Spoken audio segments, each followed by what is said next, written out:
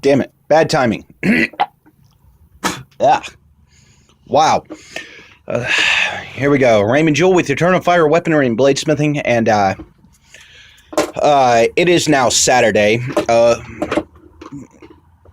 A week, 7 days now after the OKCA knife show. Some good news. I sold... Jesus, I hate the lighting in this place. There we go. That looks a little bit better. There we go. So I sold a couple things. First off, a little snub nose that I made a while back. It was originally supposed to be a fighter, and I kind of just broke the blade during straightening, and so I decided to go ahead and, regrind it and everything, reshape the handle. Honestly, some big guy with hands about twice the size of these bought it, which even now kind of makes me go, okay, if that's what you want, cool. I really try to match a blade to a person's hand size. I've actually used the whole concept of the polymer clay. You roll it into a little cylinder and then have your customer grip it like they would use an actual knife. And that gives you the exact contours that they need for their hand, for their knife. Size, dimension, round, where the particular lobes are supposed to be, so that it's all ergonomic to their hand. Once you throw it in the oven, you bring it out, you sand it down, you knock off all the ridges, and then you get this beautiful smooth contour that fits their hand almost exactly. Instead, he bought a knife that looked that his hand looked completely engulfed. He then proceeded to pay for a pre-order for the Eternal Fire's version of the tracker known as the Jackal. It's a $200 knife, ladies and gentlemen, and that just set me... that very buy right there completely covered everything I've done for the past 2 months to just get ready for last week's show. Completely with profit. That's what we hope for at a show. However, I wanted to go ahead and do a little quick video on a few things. First off, the big one. What I learned over the past 2 months. First off, don't overextend yourself, ever. I ended up breaking a blade after the quench. After the temper, it still broke. I will be finishing this knife, and that's another lesson I'm going to be talking about in this video in a second. But, and it's because I was overextending myself. I was trying to get too much done too fast, and I forgot a couple steps. That's a big no-no when it comes to the blade world. I made it too hard, didn't temper it back right. It was made of very high carbon steel. It was meant to be very high carbon steel. It was supposed to hold an edge for freaking ever, and I messed up softening the back of the blade enough that it would flex without shattering, and I ended up actually breaking the blade, breaking a big chunk off of it. There is no real saving this. I'm going to go ahead and finish the knife to practice, and this is the lesson one. Finish your failures. Don't, especially in the stage where you've got a bit of steel, do not ever just stop and throw it in the scrap pile. If the handle's still good, if the handle area is still good, finish the blade. It gives you a lot of practice. And this blade's going into a bin that will eventually become what's known as the wall of shame. A bit of a misnomer. I'm not ashamed of these failures. These are learning experiences. I want to finish, however, so that the entire process gets locked in here, so that I can get faster at finishing these blades. So if you are a new knife maker, if you are someone new, god damn this lighting. If you are someone new to this world, please do not ever stop learning.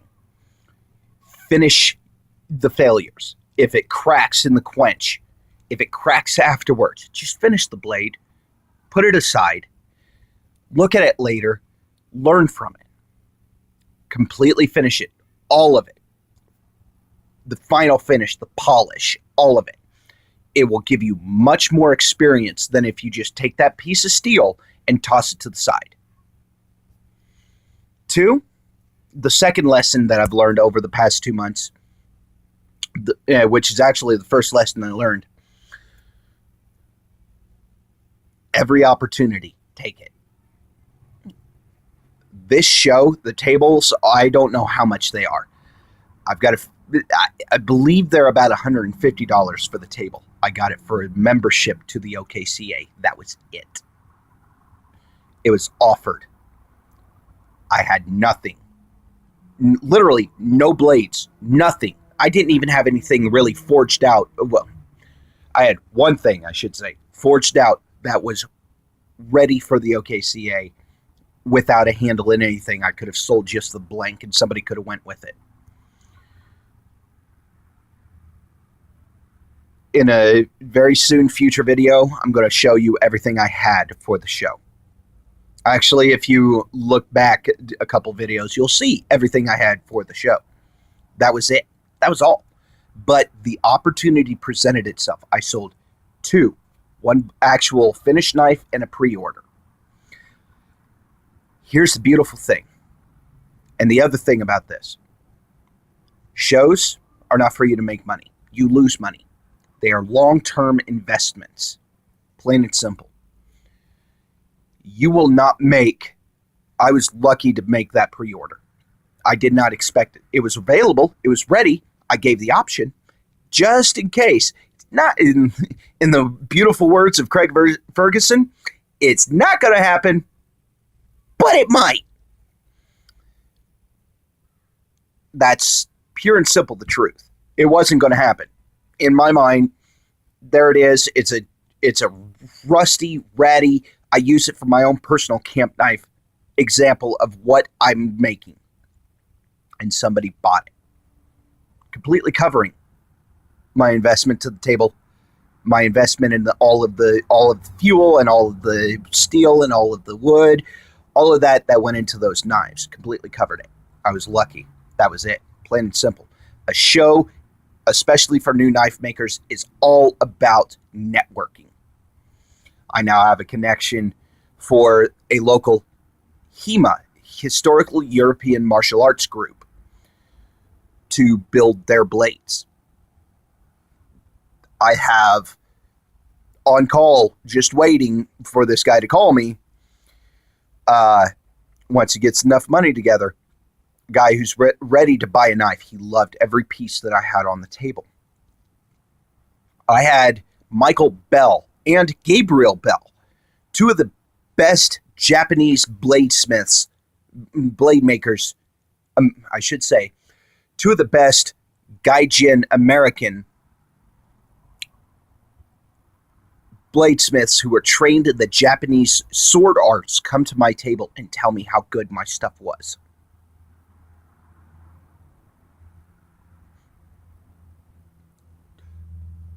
What? I mean, 2 of my idols. Gabriel Bell has been on Forged in Fire, and he came and told me how good my blades were. I'm a first-time table holder. Me, this guy, this weird-looking, gruff, dumb fuck sitting in front of this camera, and he told me how good my stuff was. And this guy's a frickin' certified Japanese swordsmith. Your table is your investment. You will not make a whole lot of money, but I promise you, not right away, but I promise you in the long run, it will be the best investment you ever make, is go to table. 3, time management. I had 2 months to put together what little bit I had. Right now, I'm in my shop. I'm busting my ass on a couple of Japanese sushi knives. Uh, I'm going to be starting on, once I figure out the math to the volume to weight ratio of steel, so that I know how much steel I need to forge out the new tracker. Networking again. I've got the son of Wayne Goddard has told me to come over to his shop. We are going to be building a 2x72 grinder soon. Holy shit. I'm getting it for basically free, other than the cost of the wheels and the belts. That's it. This is what the show is for. So please, do not hesitate. Even if you got one blade. Jeffrey Keyes, someone on the Bladesmiths forum board, a friend of mine, somebody that I talk to on a regular basis. He 2 years ago, all he had was one knife. One fucking knife on the table. That was it.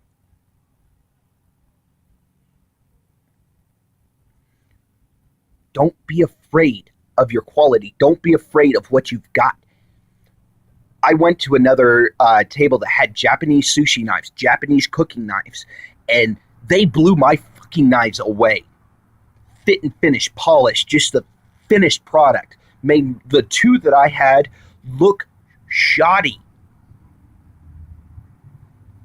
A couple of them were $400. I'm offering mine for $60, at max $60. Honestly, who do you think they were going to buy them from? I mean, a working knife versus a piece that, don't get me wrong, it's what they call the trophy knife, or the career knife of most chefs. That really highly polished, something that comes from Bob Kramer, or some of the great makers just at that show alone. I was competing against some of the best makers in the United States. And I made 2 sales. Two. It's amazing what happens when you go to show. So, those are the 3 lessons I learned the most. Opportunity, time management, and don't overextend yourself. Go ahead and just make what you can and get it on table. And be willing to and be the biggest one, be willing to make that investment. You are not going to make loads of money, but you are going to get to know a shit ton of people who are, some of them are just going to tell you what you did wrong and how to fix it. I personally loved those moments when they came to my table and go, here's what you did wrong. Okay, great, thanks. Here's how you fix it. Okay, I'm listening now. I'm listening now. So, 1 year from now, I'm going to have table. It'll be I'm going to do everything I can to be at the same spot. That way the same people can come by, see me at the same spot, and be more willing to buy my stuff because they see consistency. I'm aiming for table T5 at the OKCA Knife Show in Eugene, Oregon. I found out that it is not the largest. Blade in Atlanta is the largest, but it's the second largest. And I'm great. I love it. Thank you. To real quick, to all those who helped me out and offered the table, offered me my first opportunity. I can't remember your names right now. Thank you. Gabriel and Michael Bell. Jeff Keyes. Mike Goddard. All of these guys. Every person who walked by my table. Thank you. Every person who took my handwritten business card as I was writing it right in front of you, with a little reminder of what you were there for. Thank you. You, ladies and gentlemen, are the very essence of what builds my business.